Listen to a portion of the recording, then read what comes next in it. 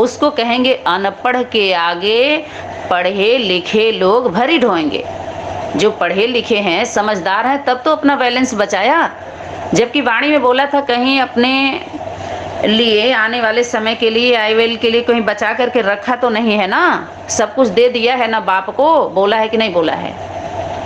लेकिन बहुत सारे लोग समझदार बन के पार्ट बजाए हैं, वो बोलते हैं कि हम तो पहले ही जानते थे ऐसे ही चल रहा है, इसीलिए हम नहीं किए, हम तो पहले ही जान रहे थे उस संगठन में ऐसे हो रहा है, हम तो पहले ही जान रहे थे। तो जरूर वो पढ़े लिखे हैं, तब तो जान रहे थे। अपने ही अपने पार्ट को प्रत्यक्ष कर रहे हैं कि नहीं कर रहे हैं, शक्ति उनके द्वारा प्रवेश करके उनका पोता मेल दे रही है कि नहीं दे रही है। छुपाना भी चाहे तो नहीं छुप सकते।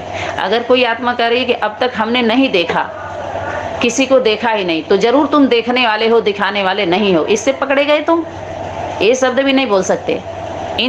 जो अभी थोड़ा सा देखा जाए कैसे क्या होता है, तो जरूर आप इंतजार करने वाली आत्मा हो, इंतजाम करने वाली नहीं हो। ये भी पेपर में फेल। इतना लंबा समय क्यों?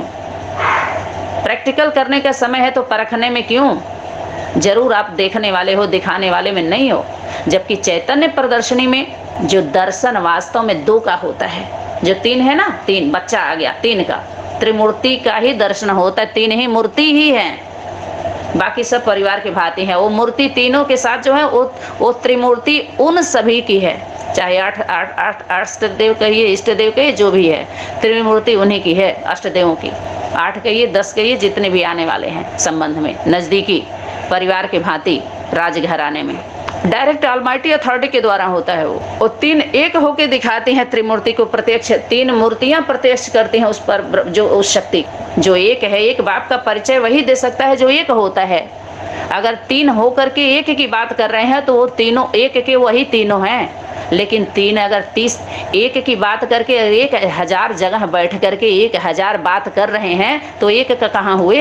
एक की बात कर रहे हैं, 1000 संगठन बनाए हैं, 1000 को 1000 जगह कर दिए। वो एक बाप के नहीं है, उस बाप के नहीं है, वो सत्य नहीं है।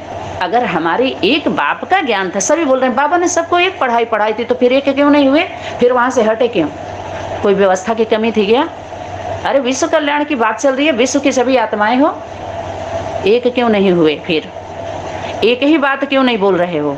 सभी संगठनों को जो जिस संस्कार वाली आत्मा थी, जिनके लिए जो श्रीमत थी, उतना ही उनको याद है, वो उन्हीं के लिए अपना समझ के बैठे, तो उनके जीवन में हो ना। दूसरे का माल क्यों ले लिया आपने? जैसे ज्ञान का कलश बाबा ने माता को दिया, तो जिनके जीवन में है वो सम्मान को धारण करके सम्मान जो दे रहे हैं, वो पॉइंट उनको समझ में आ गया। आई होमवर्क उनके द्वारा पूरा हुआ। बीज बात तो यही थी। अनेक देहधारी मनुष्य गुरुओं से जो दुर्गति की बात थी, वही देह धारण करने वाले पुरुष गुरुओं के लिए बाबा ने बोला था।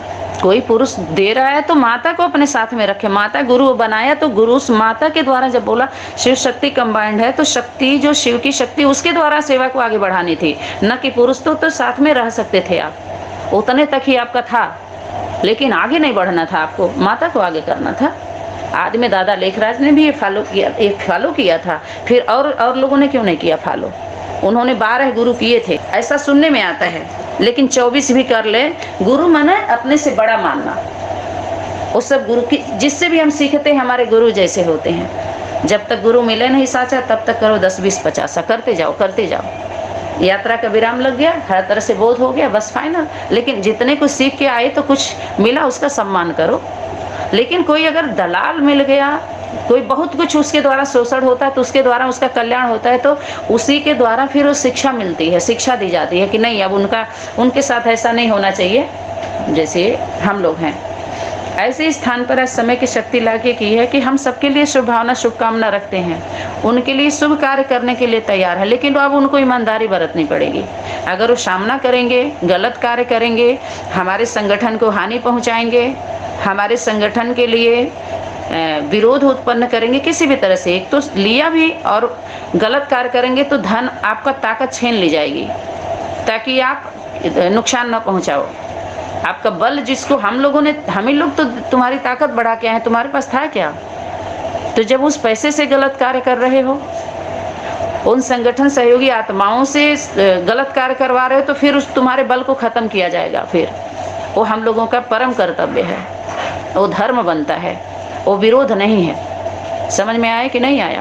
फिर इस तरह का शक्ति भी प्रयोग करने के लिए बाबा ने इशारा दिया हुआ है। समझ में आ गया ना? अच्छा, तो वो आत्माएं उस स्वभाव संस्कार की आत्माओं को कहेंगे अनपढ़ है। अनपढ़ के आगे पढ़े लिखे लोग भरे ढोएंगे। अनपढ़ को बाबा क्या बनाते हैं? नॉलेजफुल बनाते हैं। फिर क्या बोला? दुनिया वालों के नज़रों में जो हैं वो बाप के नज़रों में नहीं है, और बाप के नज़रों में जो है वो दुनिया वालों के नज़रों में नहीं है। अर्थात बाप दादा के दृष्टि में जो आत्माएं हैं उसको इस संगठन वाले नहीं देख रहे हैं। संगठन वालों के नज़र में वो नहीं है जो दुनिया बना के रखे हैं। तो बाप का यही दुनिया जिसको असंभव कहती है उसको संभव करके दिखलाएगा। समझदार को समझदार बना दे, उसके द्वारा संपन्न हो, कोई बहुत बड़ी बात नहीं है। लेकिन जिससे कुछ भी उम्मीद नहीं की जा सकती है, अगर उसके द्वारा संपन्न हो तो ये वंडरफुल बात होगी सभी के लिए। तो गूंज रहे धरती नभ में जय महाकाल के नारे हैं, महाकाल के तेवर को देखो सबके लिए इशारे हैं, महाकाल के तेवर को देखो सबके लिए इशारे हैं। महाकाल माने समय, समय सबसे बड़ा काल कौन? समय। समय की शक्ति में सब, समय की मुट्ठी में सभी लोग हैं। समय सबसे बड़ी शिक्षक है। बाबा ने बोला था माताओं को मैदान में आओ और सबको समय की पहचान दो, ललकार करो और समय की पहचान दो। तो महाकाल पुरुष रूप माँ भी है, तो समय को तो वास्तव में माँ ही कहते हैं। समय माई, भय माई, गूंज रहे धरती नभ में जय महाकाल के नारे हैं, महाकाल के तेवर देखो सबके लिए इशारे हैं। पाप पतन के डेरों में अब पाप पतन के डेरों में अब मचा हुआ हाहाकार है। पाप पतन के डेरों में, पाप करते करते उनका पतन हो गया। उनके डेरों में, जो डेरा बना के बैठे थे, अड्डा अड्डा, उस खंडहर बन गया। अब पाप पतन का डेरा बना दिया था, ठिकाना ठिकाना। तो पाप पतन के डेरों में अब मचा हुआ हाहाकार है, महाकाल की कुपति दृष्टि से सभी हुए बीमार हैं। सभी बीमार हो गए। किसके? समय की शक्ति के दृष्टि जो पड़ गई सबके ऊपर, क्या हो गई? कोप। कोप कहते का कोप, कोपल बाड़ू, हप करने के लिए। कई को देखे थे तो कोप भवन बोलते हैं उसको। जब कुपित हो जाएगी, रुष्ट हो जाएगी तो हप कर लेगी सबको। तो दोनों को हप करेगी। ये भी ध्यान रखें, जिनकी जिम्मेवारी बचाने के लिए है वो कार्य अपना नहीं कर रहे हैं तो वो भी हप होने वाले हैं। ये भी जान लें, जो हप कर रहे हैं वो भी होंगे, आज जो बचा नहीं रहे हैं तीसरे को तो बचाने के लिए है ना। जो अपने कार्य को पूरा नहीं कर रहे हैं, सोच रहे हैं हम मौन धारण कर लेंगे तो बच जाएंगे, नहीं, वो भी जाने वाले हैं। समझ में आया? मौन धारण करने से बच जाएंगे। आप कौन है? आप कौन का पहेली नहीं पढ़ाई गई थी? आप कौन? मैं एक आत्मा, बिंदु रूप ज्योति स्वरूप। आप भी बिंदी, बाप भी बिंदी, ड्रामा भी बिंदी, परिवार भी बिंदी। आओ बिंदी बिंदी अच्छे से टिका दिया जाएगा। बहुत टिक टिक कर रहे हैं, टिक टिक टिक टिक टिक टिक टिक टिक। अपने माँ को समझ, बाप को याद करो। आत्मा अर्थात माँ, तुम हो बच्चे। समझ में आया? आत्मा के कौन हो? बच्चे, अर्थात उस माँ के तुम बच्चे हो। माँ को पहले समझो। पहला लेसन है। आओ गुरुकुल गीता पाठशाला, गीता का भगवान सिद्ध करो तो सारे टंटे दूर हो जाएंगे। तो गीता का भगवान अर्थात पति, अर्थात तुम्हारा बाप कौन है, गीता माता बताएगी। सब समस्या खत्म। समस्या मत बनाओ, समाधान करो, मस्ती करो, समझो। ये देखो संदेश कितना अच्छा है। पाप पतन के डेरों में अब मचा हुआ हाहाकार है, महाकाल की कुपित दृष्टि से सभी हुए लाचार हैं। अब अभी जो बात चल रही थी पूरी हुई थी बात। हाँ, सीमा की बात हो रही थी। सीमा, असीमित, हद और बेहद की बात चल रही थी। तो सबको एक मर्यादा में बांध दिया जाता है परिवार का, परिवार के उसमें जिसमें सबकी सेफ्टी होती है, सुरक्षा होती है, ताकत होती है, धर्म कर्म एक साथ चलता है। आगे जब हम बहुत ज़्यादा बुद्धि चलाने लगते हैं, समय अनुसार जो भी कहिए, सबको एक चांस मिलता है धीरे धीरे धीरे धीरे तमो प्रधानता की जब स्टेज बढ़ती जाती है तो फिर कलयुग रावण का कलह कलेश का समावेश होता है। हम अपने उस सिस्टम से, उस सीमा से बाहर जाते हैं तो लूट लिए जाते हैं। उस सीमा से बाहर ही गए तभी तो लूटे। सीमा के अंदर रहना, असीमित नहीं होना है। ठीक है, ये गुरुओं का क्या है, ये भाषा है पुरुष गुरुओं का। ठीक है, इसको बंद करना। उनका स्लोगन उनके पंडाल में कह दो, अपने वहीं गुजाओ, पंडा बन के बैठे हो जो, अपने पंडाल में रखो इसको, इस स्लोगन को। हमारे गृहस्थी प्रवृत्ति में, हमारी सनातन धारणा में ये नहीं चले, कोई पढ़ने सुनने वाला नहीं है तुम्हारा। ठीक है, तो सीमा सीमित करके सबको समझाती है, सीमा के अंदर करके तब सबको समझाती है कि सीमा के अंदर रहोगे तो बीमा तुम्हारी सुरक्षित हो जाएगी, सुरक्षा हो जाएगी, तुम्हारे जीवन की बीमा हो जाएगी जब सीमा के अंदर रहोगे तो। नहीं तो आप बताइए, जब जीवन की बीमा होती है तो एक उनको सीमा पॉलिसी बताई जाती है कि नहीं, कंडीशन रखा जाता है ना, इतने साल की जीवन बीमा है, आपको इतना इतना देना है, फिर इस कंडीशन में आपको इतना मिलेगा, ऐसे ऐसे होता। तो उस सीमा के अंदर रहेंगे तो कंडीशन मानी जाती है, नहीं रहते तो नहीं मानी जाती है। ऐसे ही ईश्वरीय लाभ ही है यहाँ पर भी। जैसे बाहरी दुनिया को, सिस्टम को ठीक करने के लिए प्रथम नागरिक रखे गए हैं ना, राष्ट्रपति, प्रधानमंत्री, सीएम, सबको बनाया गया है कि नहीं, सिस्टम को ठीक करने के लिए। ऐसे ही अध्यात्म जगत का भी सिस्टम है, अंदर का जो सिस्टम है, हद में सिस्टम बना करके, हद में, तब बेहद में।